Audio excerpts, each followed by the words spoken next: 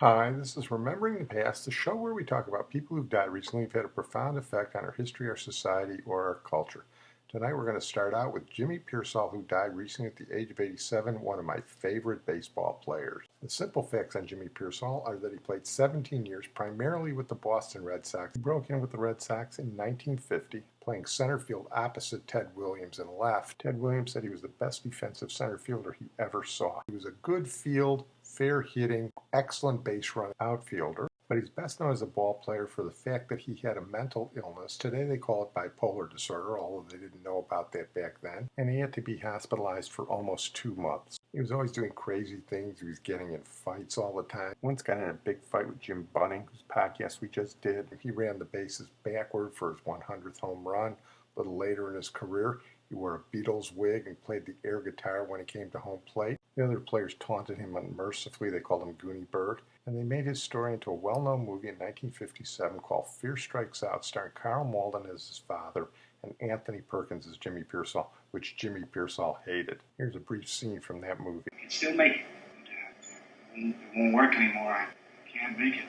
It's all right. You're okay.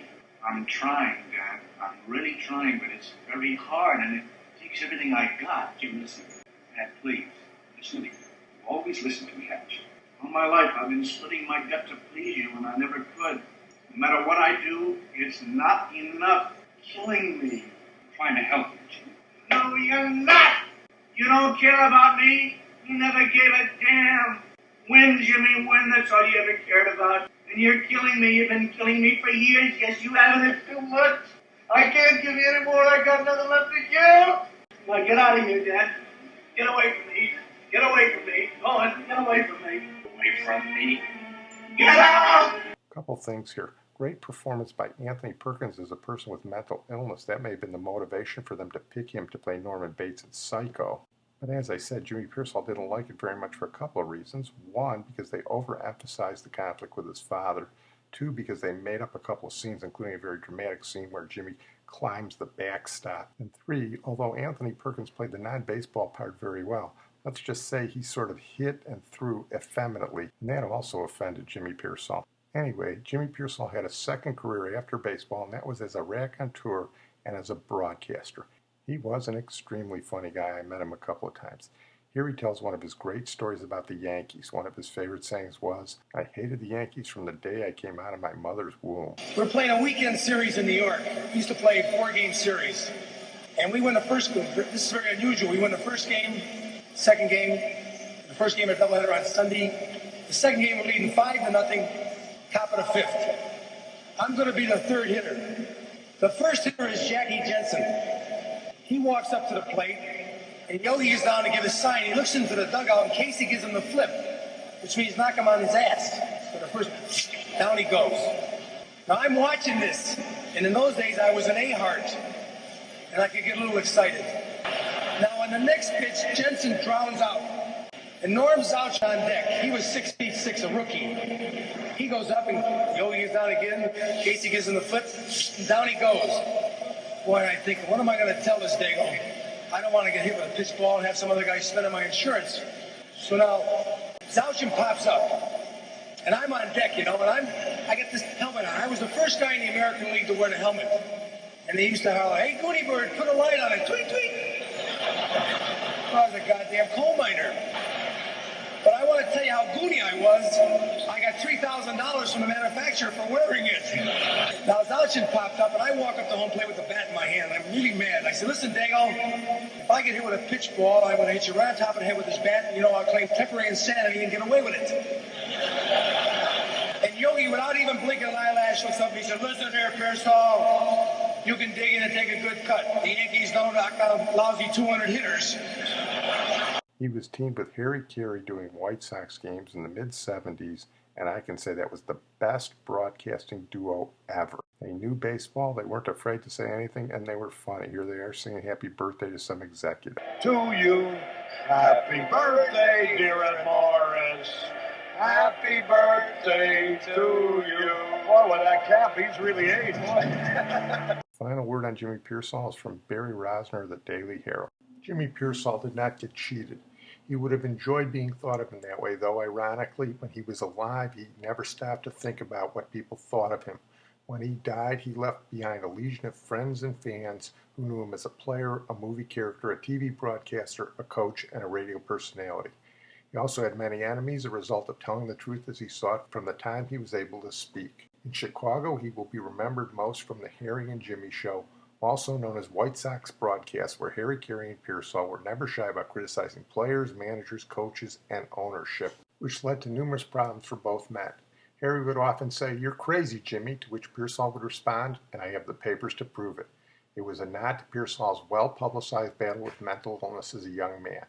Caray had already departed for the Cubs when Piersall was fired by the Sox in 1983 for being too critical of the team, but Piersall always believed that Tony Lewis was behind it after several confrontations with the White Sox manager.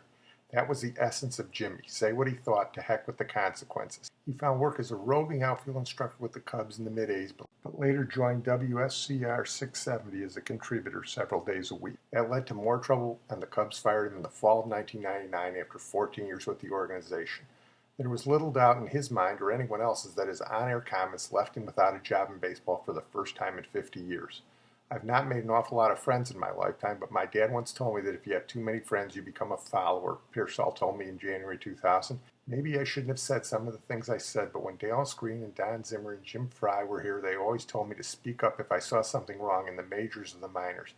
But they're old-time guys. Today you can't say anything to anyone because their feelings get hurt. When you work the way I work, some people are going to dislike you. Some kids probably didn't like my style, but a lot of guys have thanked me for helping them. Piersall was openly critical of Andy MacPhail, Ed Lynch, and several minor league employees, not to mention Tribune Company execs he thought should stay out of the baseball business. "I can see the Cubs' point," Piersall said. "They don't want anyone in the organization criticized by others in the organization, but I didn't do it to hurt people. I was just saying what I saw." After being fired, Piersall got calls from several players like Doug Glanville, Corey Patterson, and Rafael Palmeiro, all grateful for the tough love Piersall showed them while teaching them to survive in a big league outfield. "I'm going to miss all my kids," Piersall said, referring to his outfield prospects, and in this case not to his 9 grown children. "You go through so much with them, and you try to teach them how to play the game and how to be a man. You try to get them ready to be professionals, teach them about life a little bit. Not many coaches will do that in the minors anymore," said Glanville at the time. "When Jimmy tells you something you don't want to hear, it's the truth. It's shocking at first, but then you realize he's your friend and he's trying to help you. He's taken some pretty bad fielders and made them average enough to survive up here. But the best part is he prepares you for life up here. Nobody else gives you that." Piersall was not sorry he had been critical of the team, but he was upset about being disconnected from the young players. "The game will go on without me," Piersall said. "It just hurts because I still felt like I could help kids. I'm 70 years old, and that was the best part of my day. It's a shame that my work on the field wasn't more important than some of the things that were bothering them. These executives have never been on the field with these kids. They don't know how to get to them or what makes them work hard to get better. All they do is set rules and regulations and put them down in a book. Look, I didn't do it for the money. The pay is nothing. I didn't do it for the glory. There is none. I just like giving back to the game and making a difference in young people's lives." Let me tell you something. Jimmy Piersall wasn't that crazy. By way of introduction of our next subject, there's this. 77 Sunset Strip. 77 Sunset Strip. 77 Sunset Strip. Starring Ephraim Zimbalist Jr. 77 Sunset Strip. and Roger Smith. 77 Sunset Strip. 77 Sunset Strip. 77 Sunset Strip. A street that wears a fancy label. It's glorified in song and fable. The most exciting people pass you by, including a private eye. Well, since we've already done a podcast on Ephraim Zimbalist Jr., tonight we're doing Roger Smith, who died recently at the age of 84. He was Jeff Spencer on 77 Sunset Strip. Came from Southern California, was a star linebacker at Fremont High School, but he got the acting bug. Jimmy Cagney noticed him and put him in a couple of his pictures, including as his son in The Man with a Thousand Faces, the story of Lon Chaney. But Howie Horowitz, who went on to do Batman, picked him to be Jeff Spencer opposite Ephraim Zimbalist Jr. and Ed Burns in 77 Sunset Strip. As the youngest network, ABC was going with sex appeal, and they had 3 guys at different ages to appeal to 3 different groups. Actually, it was Ed Byrne who got all the attention. But Roger Smith was good-looking and not a bad actor. He spoke Spanish and played a pretty good guitar, and ABC would use him in crossovers like in Hawaii and I. Here he is singing with Cricket, a.k.a. Connie Stevens. Why, thank you, Cricket. I like your eyes of blue. You noticed? I think they're blue, don't you? Yeah? I mean, I like your eyes of blue. Well, somebody around here does. What are you trying to say, Cricket? Back to 77 Sunset Strip. And here he is with a pre-Dick Van Dyke, Mary Tyler Moore, whose podcast we've also done. Come in. I hope I'm not disturbing you. That's a nice disturbance. Mr. Spencer, are you a very good friend of Lonnie's? He says you are. Please sit down. And call me Jeff. Well, Lonnie and I always moved in different circles. His were always a couple of rungs above mine. But it always seemed as though we were old friends. Is he in trouble? Well, he may be. Why don't you tell me about it? Maybe I can help. Before Lonnie married me, I was working at the Moulin Rouge. He saw me on stage one night, and from then on it was flowers, telegrams, phone calls. Well, he had no idea what I was really like. Just a glamour girl, he thought. And you're not. That's my sideline. Oh. Actually, I was working my way through UCLA, majoring in business administration. Well, no, I'm as baffled as Lonnie. Lonnie turned out to be Adam West. You'll be hearing from him in the next podcast. Roger Smith developed some health problems, including myasthenia gravis, and was forced to withdraw from 77 Sunset Strip. But in the mid-60s, he met an actual showgirl, one with incredible talent. A girl from Wilmette, Northfield, Illinois, Ann-Margret. Si mi mano por la pluma, mi corazón tintero, con la sangre de mi venas escribiré te quiero. That was a little poem I'd learned to tell someone. It's very nice. It's one of the things in Spanish you can say things that are a lot more poetic than you can in English. That poem says, if my hand were a pen and my heart an inkwell, with the blood of my veins I would write I love you. Have you told Ann-Margret that?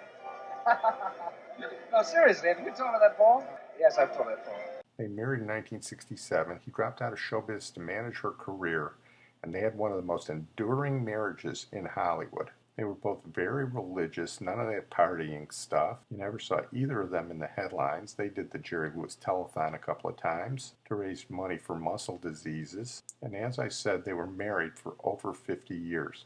So two of the most glamorous people on the screen were in real life completely different. Well, we're going to close tonight with Jack O'Neill, who died recently at the age of 94. And Jack O'Neill was one of those surfer dudes.